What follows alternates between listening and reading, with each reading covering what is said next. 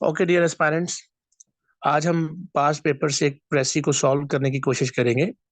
इससे पहले मैं आपको अगेन ये मतलब इसके ऊपर हमारी फ्री क्लास जो है संडे को हो चुकी है। मैं अगेन आपको थोड़ा आइडिया दे देता हूँ कि प्रेसी क्या होती है और क्या इसका वो हमने इसकी टेक्निक्स होती हैं। लेकिन इससे पहले एक डिटेल्ड लेक्चर जो है यूट्यूब पे ही मेरा पड़ा हुआ है, अमजद रियाज गुरु के नाम से प्रेसी। आप ऐसे लिखेंगे तो आ जाएगा, ठीक है। तो प्रेसी में यही होता है बेटा कि वो बाजारी बातें मैं नहीं करूंगा जो आम चलती है ना, मतलब ये होता है वो मैं आपको कुछ नया बताना चाहता हूँ। वो तो आप सबको पता है ना, वन थर्ड होती है प्रेसी। प्रेसी ये होता है, प्रेसी वो आप सबको पता है ना, प्रेसी वन थर्ड ही होती है। अगर मतलब 9 सेंटेंसेस हैं तो आप उनको 3 में ले जाएंगे, मतलब ठीक है। जैसे आपने उर्दू में तलखीस पढ़ी थी ना, तलखीस। उर्दू में जब आप थे 11वीं में इंटरमीडिएट में, तो आपने तलखीस पढ़ी थी। तलखीस, प्रेसी, इख्तिसार, मुख्तसर, ये सब बातें ऐसी ही एक ही चीज का नाम है, ठीक है। तो जो डिटेल है वो तो उस लेक्चर में बेटा अवेलेबल है, आप ज्यादा उसको ही देखिएगा। मैं ये कहूंगा, प्रेसी करते वक्त कभी भी मुश्किल लफ्जों को देखकर आपने परेशान नहीं होना है। आपने इस बात के ऊपर फोकस रखना है कि मैसेज क्या दिया जा रहा है, कौन सी बात है जो कन्वे की जा रही है। क्या किसी आइडिया को, क्या किसी बात को एम्फसिस किया जा रहा है, क्या किसी आइडिया को एम्फसिस किया जा रहा है, क्या कोई कितने इस प्रेसी के में कितने मेन आइडियाज हैं, ये आपने देखना होता है। जब जब कोई गिवन पैराग्राफ होता है ना, कितने कितने इसमें मेन आर्गुमेंट्स हैं, कितने मेन आइडियाज हैं, 4 हैं, 5 हैं। अच्छा, अगर 4 मेन आइडियाज हैं तो बाकी सब आइडियाज होते हैं, बाकी उनको सपोर्ट करती होती हैं चीजें, कुछ डिटेल्स होती हैं, कुछ एग्जाम्पल्स होती हैं। वो एक ही बात को बार बार रिपीट कर रही होती हैं और सपोर्ट कर रही होती हैं, ठीक है। फिर प्रेसी में ये आप देखिएगा कि कभी भी आपने प्रेसी को लव वर्ड टू वर्ड इसको देखकर परेशान नहीं होना। आपने कॉन्टेक्स्ट पूरे को देखने की कोशिश करनी है। कभी कभी ऐसा होता है कि पहली लाइन की ही समझ नहीं आती हमें, तो आपने इसी बात के ऊपर परेशान नहीं हो जाना कि मुझे तो पहली, आपने उसको रीड करना है सारे को एक फ्लो के साथ। पहले तो ये मैं कहूंगा कि पूरा गिवन पैराग्राफ को आप बगैर रुके आराम से पढ़ लें, मतलब बगैर रुके ही पढ़ लें। क्योंकि जब तक आप पूरा पैसेज नहीं पढ़ेंगे आपको समझ नहीं आने वाली है, ठीक है। तो प्रेसी प्रेसी का ये जो जितने उसके रूल्स हैं, प्रिंसिपल्स हैं, उसके ऊपर डिटेल लेक्चर बेटा वो अवेलेबल है, आप उसको देखिएगा। अभी हम इसको सॉल्व करने की कोशिश करेंगे, ठीक है। और उस दिन जब मैंने करवाया था तो मैंने आपको बच्चों को एक एक चीज बता दी थी। कुछ न्यू कमर्स हैं तो बेटा आप उसको अब देख लें कि आप वहां से सुन लीजिएगा। आइए इसको हम सॉल्व करने की कोशिश करते हैं। ये सीएसएस के पास पेपर में प्रेसी आ चुकी, ठीक है।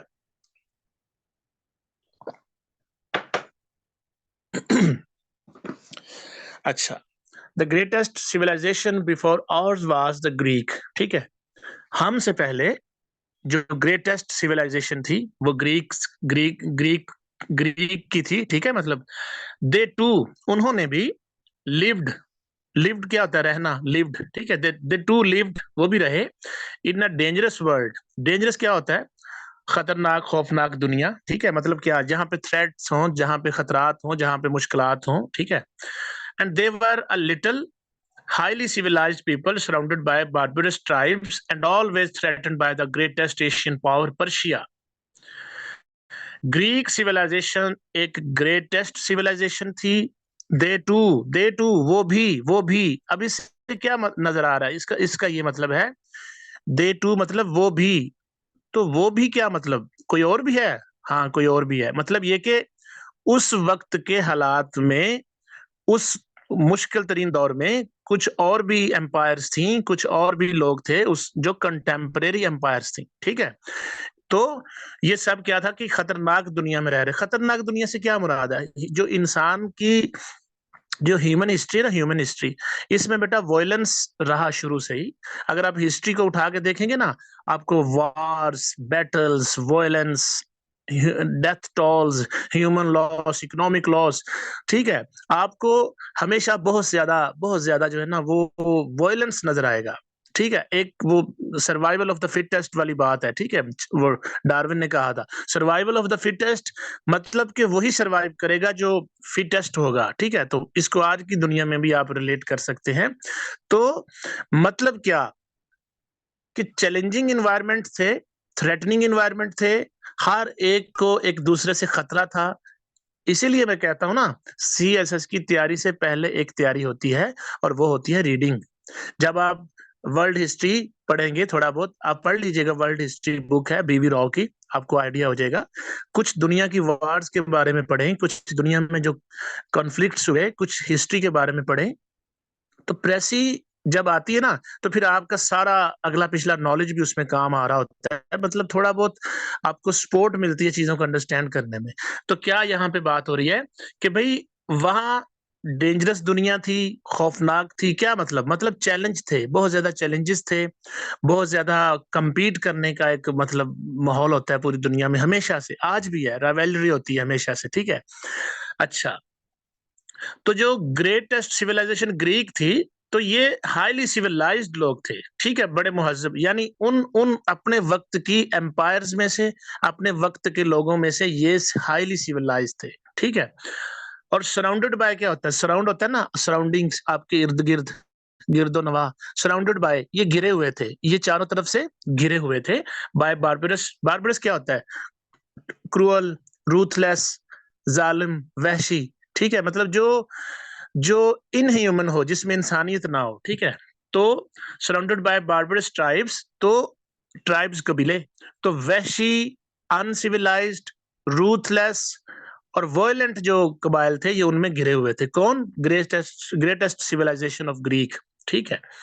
And always threatened by the greatest Asian power Persia, और इसको हमेशा एक थ्रेट रहा उन सराउंडिंग से भी, उन ट्राइब से भी, और ग्रेटेस्ट एशियन एम्पायर पर्शिया से भी, ठीक है।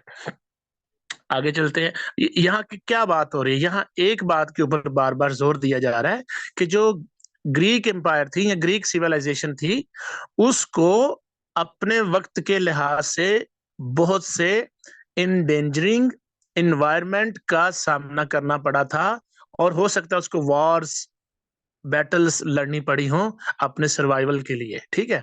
तो इतनी बात समझ आ रही है ना कि भाई ऐसी कुछ है, उसको खतरात थे, ऐसे इधर उधर मामलात थे, लोग बड़े वहशी थे, ट्राइब्स थे, उनके बीच में ये सिविलाइज्ड लोग थे, इतनी तो बात हमें समझ आ रही है। अच्छा, आगे देखिए, इन द एंड, अच्छा, आखिरकार दिस स्कम्ड होता है सरेंडर कर देना, हथियार डाल देना, शिकस्त मान लेना, या मतलब कि थोड़ा मगलूब हो जाना, जो आप पे कोई फतह हासिल कर ले, ठीक है। In the end this comes, तो आखिरकार वो उन्होंने सरेंडर किया। अब देखें, ऊपर इतनी बात हो रही है, इतनी कि वो बड़े ग्रेटेस्ट थे, बड़े ऐसे थे, बड़ा सरवाइव किया, बड़ा उन्होंने ये किया, बड़े सिविलाइज, अब एकदम से ये कहना शुरू हो गए वो कि भाई आखिरकार उनको शिकस्त खाना पड़ी, सरेंडर करना पड़ा, यील्ड करना पड़ा, या उनको हारना पड़ा। But the reason they did was not that the enemies outside were so strong. वो कहते हैं अगर ऐसा हुआ, उनको शिकस्त थोड़ी हुई, उनको थोड़ा सरेंडर करना पड़ा, पहले वो बहुत ऊंचाइयों पे थे, थोड़ा सा उनको नीचे आना पड़ा, थोड़ा सा डाउनफॉल, या थोड़ा सा उनको मतलब नाकामी, या थोड़ा सरेंडर करना पड़ा, तो ये हुआ, लेकिन क्यों हुआ, बाद में ये हुआ, लेकिन क्यों हुआ, उन्होंने कहा ये वजह नहीं थी कि उनके एक्सटर्नल एनिमीज, जो बाहर के दुश्मन थे, वो बहुत ज्यादा स्ट्रॉन्ग थे, इसलिए नहीं हुआ ये। अच्छा, फिर ये क्यों हुआ है, आगे वो खुद बताएंगे, देखते हैं। But that their spiritual strength had given way, जी हाँ, वजह ये थी कि उनकी जो स्पिरिचुअल पावर थी, स्पिरिचुअल स्ट्रेंथ थी, वो चली जा चुकी थी, नहीं थी, वो उससे महरूम हो चुके थे। तो पहले देखिए, उन्होंने ऊपर लिखा था कि वो बड़े अच्छा उन्होंने मतलब मुकाबला किया दुनिया का, चैलेंजिंग इन्वायरमेंट में खुद को सरवाइव किया, सारा किया, और साथ ही उन्होंने कहा कि भाई उनको उनको सरेंडर करना पड़ा, उनको सरेंडर उन्होंने किया। आखिर में क्यों किया, इसलिए नहीं किया कि उनके दुश्मन बड़े ताकतवर थे, बल्कि इसलिए किया कि उनका जो अंदर की ताकत थी, अंदर की जो शक्ति थी, मतलब उनकी जो इंटरनल वो स्पिरिचुअल स्ट्रेंथ थी, स्पिरिचुअल जो उनकी फोर्स थी, स्पिरिचुअल स्पिरिट था, वो जाता रहा था, वो इससे महरूम हो गए थे, वो उन्होंने खो दिया था। तो ये उनकी नाकामी का बायस बना। ठीक है ना बेटा? तो समझिएगा। और मैं ये आपको बता दूं, प्रेसी करने के लिए जो सबसे पहला काम होता है वो चीज को अच्छे से कंप्रीहेंड करना होता है। टीचर्स को चाहिए, मैं भी यही करता हूं, कि बच्चों को पहले कंप्रीहेंशन स्किल्स उनको बताई जाए, उनसे कहा जाए इसको अच्छे से रीड करो, 10 दफा करो, 15 दफा करो। तो 6 माह 2 माह रीडिंग करने से 2-4 माह 6 माह बच्चे की अंडरस्टैंडिंग डेवलप हो जाती है। जिस दिन आपकी अंडरस्टैंडिंग डेवलप हो जाएगी बेटा, उस दिन आप प्रेसी को अच्छे से लिखना भी शुरू हो जाओगे। अगर आपसे कोई बंदा, आप इधर बैठे हैं गाड़ी में और सफर कर रहे हैं, और 50 किलोमीटर का सफर आप तय कर रहे हैं गाड़ी में, और आप सोए हुए हैं, और एक लम्हा भी आपने नजरें खोली नहीं है, सोए हुए हैं, और 50 किलोमीटर का सफर तय करने के बाद स्टेशन पे बस रुकती है, और पूछने वाला आपसे पूछता है कि बताइए सफर कैसा रहा, बताइए जरा हमें 4-5 जुमलों में बताइए। तो जब आपकी नजरें ही बंद थीं, जब आपने देखा ही कुछ नहीं, जब आपने ऑब्जर्व ही कुछ नहीं किया, then how is it possible कि आप उसको बयान कर सकें 4-5 लफ्जों में? तो एक वो बंदा जिसने नजरें खोली हुई थी, बड़ा कीन ऑब्जर्वर था, ऑब्जर्व कर रहा था चीजों को एनालाइज कर रहा था, देख रहा था, अच्छा अच्छा ये बाहर फेरी वाला कोई चीज बेच रहा है, अच्छा ये मांगने वाला आया है, अच्छा ये एक स्टॉप आया, गाड़ी रुकी है, अच्छा अगले स्टॉप पे ये हुआ है, अच्छा आगे एक प्रोटेस्ट था, वहां पे लोगों ने सड़क के ऊपर प्रोटेस्ट किया हुआ था, अच्छा फिर गाड़ी को वहां पे मतलब वेट करना पड़ा, फिर हम रुके, फिर आगे चले। जिसने ऑब्जर्व किया सारे रास्ते को, सारे जर्नी को, वही बता सकेगा कि रास्ते में क्या क्या हुआ। और जो सोया हुआ था, जिसको पता नहीं था, वो कभी भी नहीं बता पाएगा रास्ते में क्या क्या हुआ। तो ये एक वैसे एग्जाम्पल के तौर पे आपको समझा रहा हूं कि जिसकी रीडिंग कमजोर होगी, जिसकी कंप्रीहेंशन स्किल्स कमजोर होंगी, वो प्रेसी अच्छी नहीं कर पाएगा। इसीलिए बच्चों को मैं कहता हूं पहले अच्छी रीडिंग करें, डॉन एडिटोरियल को पढ़ें, 2 दफा 4 दफा 10 दफा पढ़ें, और इस तरह आपकी रीडिंग और कंप्रीहेंशन स्किल्स एनहांस होती जाएंगी। ठीक है, तो आइए इसको आगे देखते हैं, बात क्योंकि करना जरूरी थी। अच्छा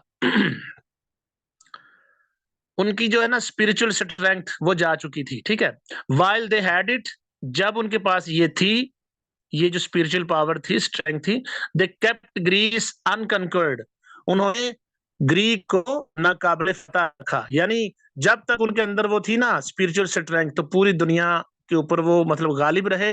कोई उनको, बेटा हयात बेटा नहीं करो ना, बेटा कमेंट बॉक्स को आप यूज नहीं करो, मैं आपको बाद में बताऊंगा। ठीक है, तो प्रेस ही देखिए अभी आप इसको। ठीक है, तो अनकंकर्ड रहे, यानी कोई उन पे फतह ना कर सका, कोई उनको शिकस्त ना दे सका, और कभी इनको सरेंडर नहीं करना पड़ा। अच्छा, कब कब तक? जब तक उनके पास स्पिरिचुअल स्ट्रेंथ थी। तो मैं आपको ना ये कंप्रीहेंशन ही तो सिखा रहा हूँ, सीखो कि कैसे मैं आपको चीजों को एक एक करके सिखा रहा हूँ। Basic to all Greek achievements was freedom.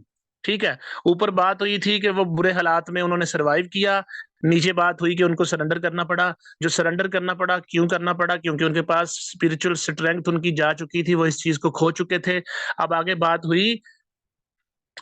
हुई कि बेसिक टू ऑल अचीवमेंट्स, उनकी तमाम जितनी बड़ी अचीवमेंट्स हैं उनके पीछे एक चीज थी, वो थी फ्रीडम, लिबर्टी, फ्रीडम, वो आजाद लोग थे। ठीक है, तो अब तीसरी चौथी बात जो आ रही है आगे, वो फ्रीडम के ऊपर आ रही है। ठीक है, the Athenians were the only free people in the world. ये एथेनियंस जो थे, यही मतलब ये जिनकी बात हो रही है, ग्रीस ग्रीस वाले के, ग्रीक्स पीपल, यहाँ के जो लोग हैं, तो वहां यही दुनिया में जो लोग थे ना, यही आजाद थे, बाकी लोग आजाद नहीं थे। उस तरह फ्रीडम की जो चीज है, फ्रीडम का जो एलिमेंट है, फ्रीडम की जो ब्लेसिंग है, उससे दुनिया महरूम थी, लेकिन ये इंजॉय कर रहे थे इस चीज को। इन किधर गया? अच्छा, in in the in the great empires of antiquity, antiquity होता है कदीम एम्पायर्स, पुरानी। ठीक है, ancient, Egypt, Babylon, Assyria, Persia. उन्होंने कहा ये 4 जो ग्रेट एम्पायर्स थी माजी में, ठीक है, स्प्लेंडेड थो दे वर with riches and immense power, freedom was unknown. वो कहते हैं ये जो चार है ना, चार, इजिप्ट, बेबीलोन, असीरिया, पर्शिया, ये जो ग्रेटेस्ट एम्पायर थी उस वक्त की, या उससे आगे पीछे, उससे भी कदीम वक्त की, या उसी वक्त की हो सकती हैं, एंशियंट का वर्ड यूज हुआ है ना, कदीम थी ये भी। तो क्या हुआ कि ये बहुत शानदार थी ये चारों। रिचेज, रिचेज क्या होता है? अमीर होना, पैसा होना, दौलत होना।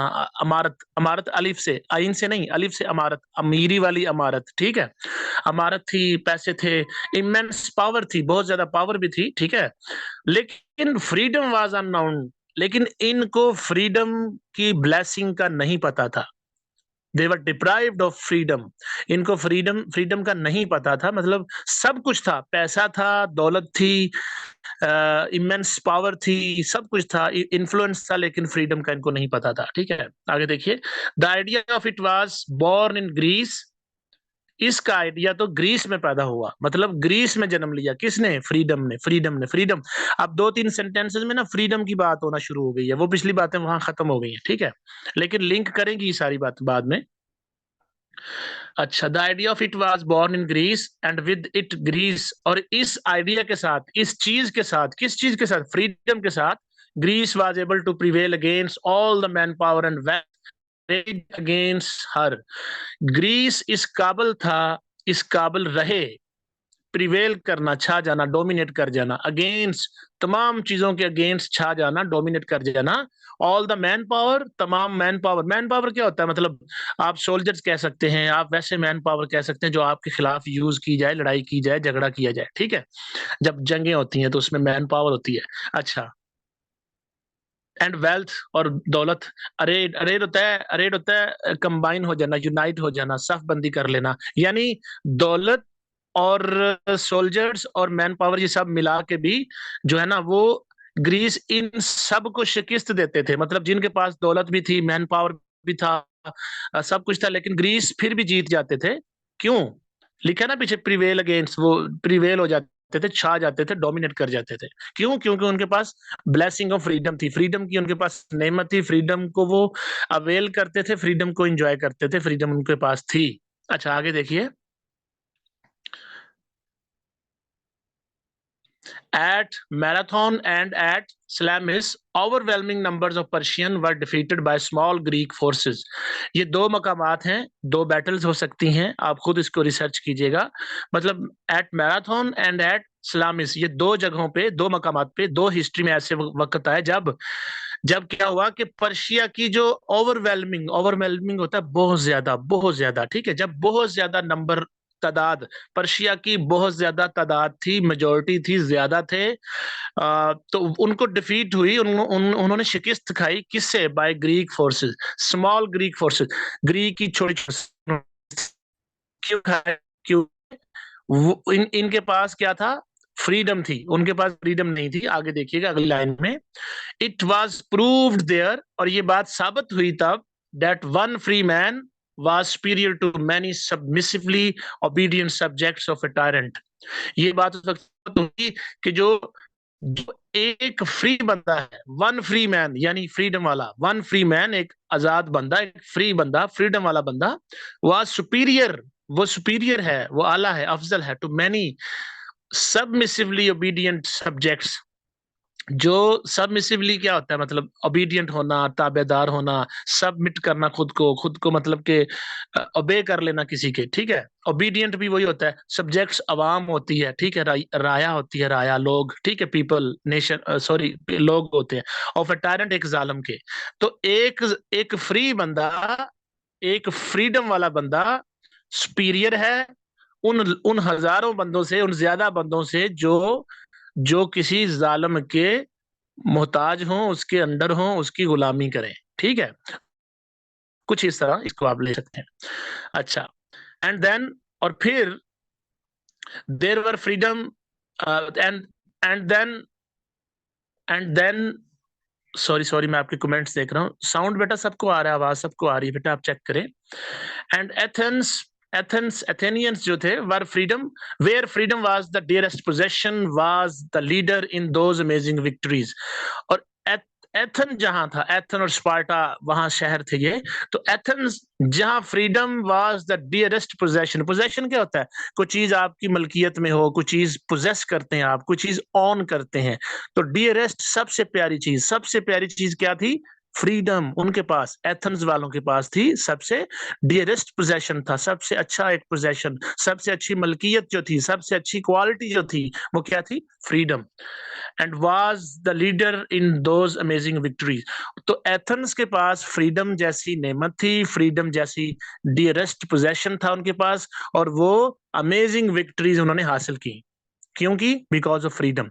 तो आखिरी लाइन है, बोर मत होइएगा बेटा, बोर मत होइएगा, ये खत्म होने वाली है। फिर इसका जब हम सोल्यूशन करेंगे तो आपको आपको समझ आ जाएगी और आप बड़े इसको इसको एंजॉय करेंगे अभी, क्योंकि ये बोरिंग तो होता ही है ना। मतलब सीएसएस में जो चीज आ रही है तो वो मुश्किल थोड़ी होती है, और आप बिगनर्स भी हैं।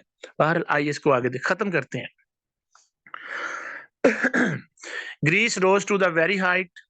जो ग्रीस है वो बहुत ज्यादा उरूज पे गए, मतलब उन्होंने बहुत राइज देखा, तरक्की की। Not because she was big, इसलिए नहीं कि वो बहुत बड़ा बड़ा था। ग्रीस बहुत बड़ी थी, या मतलब ये मतलब कंट्री या स्टेट या सिविलाइजेशन या एम्पायर, वो बहुत बड़ी थी। शी वॉज वेरी स्मॉल, बल्कि वो तो छोटी थी। And because she was rich, और not because she was rich, और इसलिए नहीं वो उन्होंने तरक्की की थी, इसलिए दुनिया में अपना नाम नहीं बनाया था, तरक्की नहीं की थी, उरूज नहीं देखा था कि वो रिच थे। नहीं, वो रिच नहीं थे। शी वॉज वेरी पुअर, वो बहुत गरीब थे, ठीक है। Not even because she was wonderfully gifted, और इसलिए भी तरक्की नहीं की थी, उरूज नहीं देखा था उन्होंने बहुत ज्यादा, वो मतलब ग्रेटनेस पे इसलिए नहीं गए थे कि वो बड़े वंडरफुली गिफ्टेड थे, कि बड़ा उनको गॉड गिफ्टेड थे, ऐसा भी नहीं था, ठीक है। So doubtless were they others in the great empires to ancient world who gave gone their way, leaving little for us. And she rose because there was in Greeks the greatest spirit that moves in humanity, the spirit that sets men free, ठीक है। तो वो तरक्की सारी जो उन्होंने मतलब कामयाबी हासिल की, उरूज हासिल किया, वो इसलिए हासिल नहीं किया था कि वही वो कोई बहुत ज्यादा अमीर थे, बहुत ज्यादा बड़े थे, ऐसा नहीं था। ना ही गॉड गिफ्टेड थे, ऐसा भी नहीं था। बल्कि वो तो छोटे थे, गरीब भी थे। तो क्या क्या था उनके पास? ग्रेटेस्ट स्पिरिट था। वो क्या? वो था जो स्पिरिट है फ्रीडम का। आखिरी लाइन में है, एक ऐसा स्पिरिट जो दैट सेट्स मैन फ्री, जो लोगों को आजाद करता है, ठीक है। तो यहां तक तो हमने इसको पढ़ा। अब मुझे बताएं बेटा, जब तक आपकी कंप्रीहेंशन नहीं होगी, जब तक आप चीज को अच्छे से समझ नहीं पाएंगे, जब तक आप दिए गए मैसेज को बड़े अच्छे से ले नहीं पाएंगे, तब तक कैसे पॉसिबल है आप लिख पाएंगे। इसीलिए मैं कहता हूं, सीएसएस की तैयारी से पहले एक तैयारी होती है, और वो मेरा बेटा यही होती है कि आप चीजों को, इधर उधर की चीजों को रीडिंग किया करें। अब इसको हम सॉल्व करेंगे, और अब लगेंगे 5-7 मिनट। अब आपका टाइम ज्यादा नहीं लूंगा मैं, ठीक है।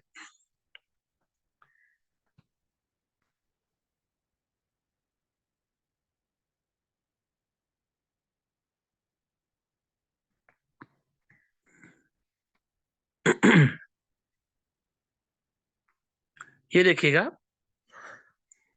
ये बेटा मैंने रफ ड्राफ्ट बनाया, मैंने मतलब इसकी आपको समझाने के लिए थोड़ा सा इसको प्रैक्टिस किया। तो अगर आपको नजर आ रहा है तो बड़ी अच्छी बात है, नजर नहीं आ रहा तो आप सुनते रहिए, सुनने से आपको समझ आ जाएगा। और ग्रुप में मैं ये स्लाइड शेयर कर दूंगा आप सबसे, ठीक है, वो गुरु सर वाले ग्रुप में कर दूंगा मैं। अच्छा, ग्रीक की बात हो रही थी, और ये बात हो रही थी कि वो लिव्ड, लिव्ड का लफ्ज था वहां पे, लिव्ड रहे। तो मैंने कहा लिव्ड मतलब सरवाइव किया था उन्होंने, ठीक है। डेंजरस वर्ल्ड था वहां पे, डेंजरस वर्ल्ड। तो डेंजरस वर्ल्ड से क्या मुराद है? Endangering, threatening environment. उनका जो नेबरहुड था वो इंडेंजरिंग था। हमने पढ़ा ना अभी, वहां पे कबाइल थे, वहां पे वहशी कबाइल थे, और वहां पे जनाब वायलेंस था और जंगें थी और सारा कुछ। तो इस सारे की सेंस क्या है? इस सारे की सेंस ये है बेटा कि वहां पे एक इन्वायरमेंट जो था इंडेंजरिंग था, थ्रेटनिंग था, नेबरहुड थ्रेटनिंग था। और ऐसे में ग्रीक्स जो थे उन्होंने सरवाइव किया। ये है पहली लाइनों, 2-3 लाइनों की बात, ठीक है। उनको चैलेंजेस थे। Barbarous tribes, uncivilised, brutal, cruel, ruthless, ठीक है। तो ये आपको समझाने के लिए है, वहां प्रेसी में ऐसा नहीं करेंगे। ये रफ है, आगे मैं आपको नीट प्रेसी भी दिखाऊंगा, ताकि आप जिसके माइंड में 100% क्लैरिटी हो, आप जब यहाँ से जाएं तो आप क्लैरिटी लेके जाएं, ना कि आप परेशान होके जाएं। ठीक है, नंबर 1 नीचे देखिएगा, the Greeks were great and insurmountable. Insurmountable क्या होता है? ना काबिल फतह, जिनको फतह नहीं किया जा। हयात बेटा नहीं करो ना, बेटा ऐसे नहीं करो, प्लीज ऐसे नहीं करो। The Greeks were great and insurmountable, वो जो ग्रीक्स थे वो ग्रेट थे और इनसरमाउंटेबल थे, यानी उनको कोई फतह नहीं कर सकता था। ये तो हमने पीछे भी पढ़ा है ना, अब इसको अपने लफ्जों में मैं बयान कर रहा हूँ। ठीक है, and they managed to survive even in threatening, constantly threatening या इंडेंजरिंग नेबरहुड। ठीक है, तो ग्रीक्स जो थे वो बड़े अजीम लोग थे और इनसरमाउंटेबल थे, ना काबिल फतह थे, उनको कोई शिकस्त नहीं दे सकता था। और उन्होंने मैनेज किया कॉन्स्टेंटली थ्रेटनिंग इन्वायरमेंट में, कॉन्स्टेंटली इंडेंजरिंग नेबरहुड में। तो ये इनमें से आप कोई भी एक लगा सकते हैं, या आप इसके साथ पर्शिया का लफ्ज भी ऐड कर सकते हैं, क्योंकि Persia was the greatest Asian empire जो उनको थ्रेट थी कांस्टेंट। ठीक है, तो ये पहली 2-3 लाइनों को मैंने अपने लफ्जों में बनाया है। ठीक है, अब आगे देखते हैं। इन द एंड दे सक्म्ड, हमने पढ़ा ना कि बाद में वो उनको सरेंडर करना पड़ा, तो वो वाली सेंटेंसेस को मैंने कैसे बनाया। When अच्छा स्कम्ड होता है बो डाउन, झुक जाना, सबमिट करना, सरेंडर कर जाना। ठीक है, When their spiritual strength waned, जब उनकी स्पिरिचुअल स्ट्रेंथ चली गई, वीक हो गई, द ग्रीक्स सफर्ड, तो उनको सफर करना पड़ा, उनको मतलब डिक्लाइन हुआ, फेलियर देखा उन्होंने। अर्लियर दे रिमेन्ड अनकंक्वरेबल, अनडिफीटेड, तो इससे पहले तो वो कभी उनको कोई शिकस्त दे नहीं सका। ठीक है, अब आगे देखिएगा नंबर 3, बेसिक टू ऑल। ये एक और जो ना असल पैराग्राफ से मैंने बात ली है ना, बेसिक टू ऑल से, कि उनकी तमाम चीजों की जो बेसिक थी वो थी फ्रीडम। अचीवमेंट जितनी भी उन्होंने की, उनके पीछे जो एलिमेंट था, basic to all great achievements was freedom. अब यहाँ फ्रीडम की बात शुरू हो गई है। आगे मैंने इसको अपने लफ्जों में, ये जो ब्रैकेट में है ना, ये मैंने अपने लफ्जों में किया है, ये जो रेड वाले है ना, it was the freedom that entitled, entitled होता है वैसे किसी को लीगली तौर पे कुछ चीज का हक देना, तो आप रेंडर्ड लिख सकते हैं। It was the freedom that rendered them to emerge as victorious successful, यानी उनकी जितनी बड़ी अचीवमेंट थी उनके पीछे एक ही चीज थी, वो थी फ्रीडम। ठीक है, तो ये आगे फिर देखते हैं, फिर इसका फाइनल वर्जन मैं आपसे शेयर करूंगा, फिर आपको बहुत ज्यादा क्लैरिटी हो जाएगी। मैं नेक्स्ट स्लाइड आपसे शेयर कर रहा हूं, तो वेट कीजिएगा। आगे नंबर 4 पे एक पॉइंट था, the Athenians were the only people, यही वो लोग थे जो फ्री थे। ये असल लाइन है ऊपर जो पेपर में आई हुई थी ना, तो इसका हाल मैंने क्या किया, the contemporary great empires remain deprived of the blessing of freedom. Contemporary great empire से क्या मुराद है? मैंने पढ़ा था ना, वो बेबीलोन और एसेरिया और पर्शिया, कुछ इस तरह वो 4 के नाम थे। वो 4 के नाम मैं प्रेसी में नहीं लिखूंगा, लेकिन मैंने लिख दिया कि कंटेम्प्रेरी ग्रेट एम्पायर्स, उस वक्त की जो अजीम एम्पायर्स थी, मतलब उनका मैंने जिक्र किया। वो क्या हमने पढ़ा था कि उनके पास पैसा था, दौलत थी, सब कुछ था, इन्फ्लुएंस भी बहुत ज्यादा था, लेकिन उनके पास फ्रीडम नहीं थी। फ्रीडम किनके पास थी? ग्रीक के पास। ठीक है, the contemporary great empires remain deprived of the blessing of freedom. ठीक है, उनके पास नहीं थी, व्हाइल एथेंस एंजॉयड इट, या एथेनियंस ने इसको एंजॉय किया, किसको? फ्रीडम को। ठीक है, आगे फिर देखिएगा, with it Greece was able to prevail against all the man power and wealth. हमने पढ़ा ना कि वो एट मैराथन और सलामिस, वो 2 मकामात पे इसने ग्रीक ने शिकस्त दी पर्शिया की बड़ी बड़ी फोर्सेस को। तो मैन पावर या वेल्थ को शिकस्त दी किसने? ग्रीस ने। क्यों दी? अभी हम देखेंगे। Winning the battles at Marathon, ये सोल्यूशन है जो मैंने किया है। Winning the battles at Marathon and at Salamis strengthen the conviction, इस बात को स्ट्रेंथ किया, कन्विक्शन होता है अकीदा, बिलीफ, यकीन, तो इस बात को स्ट्रेंथ किया उन 2 जंगों ने, उन 2 मकामात की, जो वहां जो भी हुआ, हार जीत का जो मामला हुआ। स्ट्रेंथन द कन्विक्शन, इस बात को मजीद स्ट्रेंथ किया, इस अकीदे को, इस बिलीफ को, that freedom could serve more than slavery submissiveness, slavery या सबमिस, कि फ्रीडम जो है वो ज्यादा अच्छे से काम कर सकती है बजाय इसके कि गुलाम कौम लड़े। गुलाम कौम जो लड़ेगी वो नहीं जीतेगी, मतलब इस तरह करके इसको आप ले सकते हैं। आगे देखिए, ग्रीस रोज टू, और जब सबसे आखिरी पैराग्राफ में लिखा था ना कि उन्होंने तरक्की की थी, वो अरूज पे गए थे, क्या वो अमीर थे? नहीं, वो तो गरीब थे। क्या वो बहुत बड़े थे? नहीं, वो तो छोटे थे, थोड़े थे, नंबर में कम थे। तो क्या था उनके पास? एक ही चीज थी, फ्रीडम थी। ठीक है, तो ये देखिए, इसका मैंने हल किया। Due to this vital principle, वो कौन सा था? वाइटल एलिमेंट था, वाइटल प्रिंसिपल था, या जो भी था वो था freedom. Due to this freedom, आप ये कह सकते हैं, they rose to the glory of greatness, वो अजमत की ऊंचाइयों पे गए, यानी उन्होंने इंजॉय किया अजीम होना। ठीक है, poverty did not come to their way, और उनके हालात, उनके सर्कमस्टांसेस जो जो थे, मतलब उनका छोटा होना या उनका पैसा कम होना, पॉवर्टी, वो उनके रास्ते में रुकावट नहीं बन सकी, बिकॉज दे पोजेस्ड फ्रीडम, क्योंकि उनके पास एक बहुत ही शानदार चीज थी, और वो थी फ्रीडम, वो थी फ्रीडम। ठीक है, तो ये प्रेसी रफ है, रफ। ठीक है, ये भी रफ है। अभी मैं आपको नीट भी दिखाऊंगा, मैंने आपके लिए काफी काम किया हुआ है आपकी सहूलत के लिए। ठीक है, तो वो मैं भी आपसे शेयर करूंगा। अब सारा पढ़ने के बाद कुछ टाइटल बंदे के माइंड में आते हैं ना, कुछ उसके टाइटल भी देना होता है, प्रेसी का टाइटल देना होता है, और वो ऊपर देते हैं, नीचे नहीं देते हैं, क्योंकि सारी प्रेसी पढ़ने के बाद ही पता चलता है कि टाइटल क्या है। तो मैंने नीचे सारी प्रेसी पढ़ने के बाद ही लिखा है, लेकिन पेपर में हम इसको ऊपर लिखेंगे। तो दो टाइटल्स मुझे लगे अच्छे, लेकिन टाइटल तो इसका एक ही लिखेंगे पेपर में, दो नहीं लिखेंगे। Greeks power of freedom, Greeks और उनकी पावर ऑफ फ्रीडम, एक तो ये हो सकता है, एक Greek civilisation and spirit of freedom, कुछ इस तरह। तो इससे अच्छे अच्छे भी आप बना सकते हैं, जरूरी नहीं कि ये जो मैंने बनाई है ठीक है, और ये भी जरूरी नहीं कि ये जो प्रेसी मैंने कर दी है ये ठीक है, इसमें भी गलतियां हो सकती हैं। तो अगर 200-250 बंदा प्रेसी करेगा, तो वो 200-250 बंदा उसकी एक की भी दूसरे के साथ मैच नहीं करेगी। ठीक है, तो आपने परेशान नहीं होना, आपने आइडिया लेना है, आइडिया लेना है सिर्फ। ठीक है, मतलब मैं आपका टीचर नहीं हूं, मैं आपका सीनियर हूं, थोड़ा आपसे 1-2 साल आगे होऊंगा, तो मैं आपको बस पढ़ा रहा हूँ, समझा रहा हूँ, तरीकाकार बता रहा हूँ। ठीक है, आप हो सकता है इससे अच्छी प्रेसी करें, आपकी कंप्रीहेंशन स्किल्स हो सकता है मेरे से बहुत अच्छी हो, तो कभी भी किसी चीज को किसी से कंपैरिजन आप नहीं कीजिएगा। ठीक है, बस सीखिएगा। वो कुछ बच्चे कीड़े निकालने शुरू कर देते हैं ना, वो ऐसे नहीं करना चाहिए। अच्छा, आप फाइनल देखते हैं इसको, 1 घंटा होने वाला है, और मुसलसल जो है ना वो बात हो रही है मुझे, मतलब।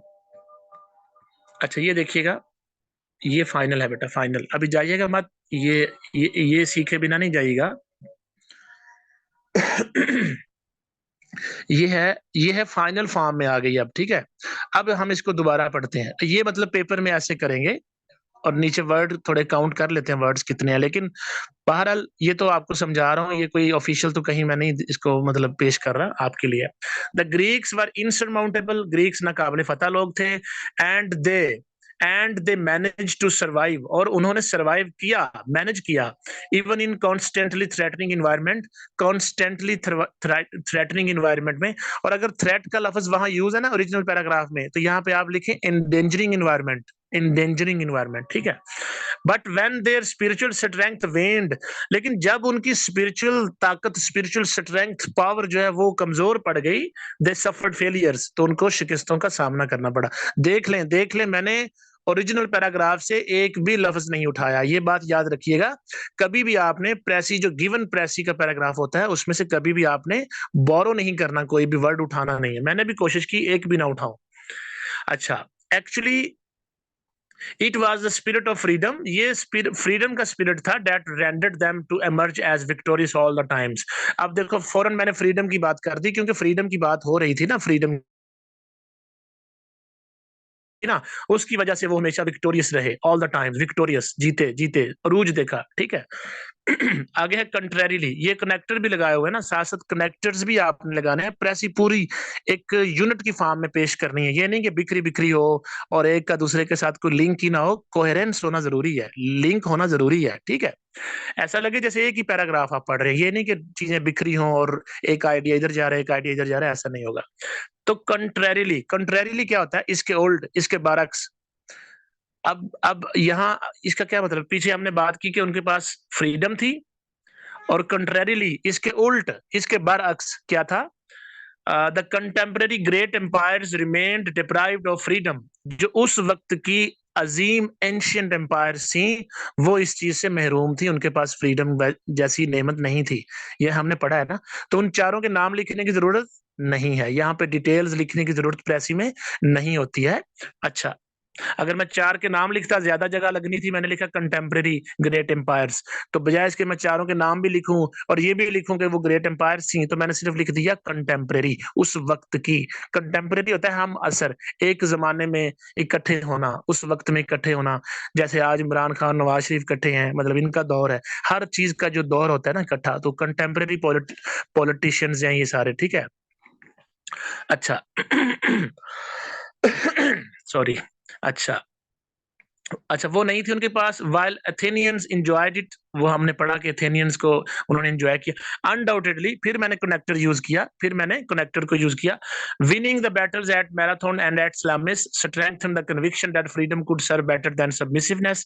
ये बात मैं पहले बता चुका हूं ना कि वो जब जीते इन दो मकामात पर, दो पर्शिया को उन्होंने शिकस्त दी, ग्रेट फोर्सेस को, छोटी छोटी फोर्सेस, ग्रीक की छोटी फोर्स ने जब great Persian immense man power जिसके पास थी, वेल्थ भी थी, सब कुछ था, उसको शिकस्त दी, तो क्या हुआ, ये बात साबित हुई, स्ट्रेंथन द कन्विक्शन, इस बात के ऊपर मतलब मजीद इसको तकवीयत मिली, ये बात मजबूती के साथ सामने आई, ये अकीदा बढ़ा, क्या, कि जो फ्री बंदा है वो सही है, वो बेटर है गुलामों से, ठीक है। अच्छा, due to this vital principle क्या, फ्रीडम का, ड्यू टू दिस फ्रीडम कह लें आप, the Greeks rose to greatness, वो ग्रेटनेस की तरफ पहुंचे। एक्चुअली फिर मैंने कनेक्टर यूज किया, poverty did not came to their way, गुर्बत उनके रास्ते की दीवार नहीं बनी थी, एज दे वैल्यूड या पोजेस्ड फ्रीडम, क्योंकि उनके पास फ्रीडम थी, क्योंकि उनके पास फ्रीडम थी, या उनके पास क्या था, वैल्यू, उन्होंने फ्रीडम को पोजेस किया हुआ था, डियरेस्ट पोजेशन उनका फ्रीडम था। तो ये बेटा जो प्रेसी है, और प्रेसी को पास्ट में ही कीजिएगा, मतलब आपने प्रेसी को उसी टेंस में करना है जिस टेंस में ये पेपर में दी जाएगी, अगर पास्ट है तो पास्ट में ही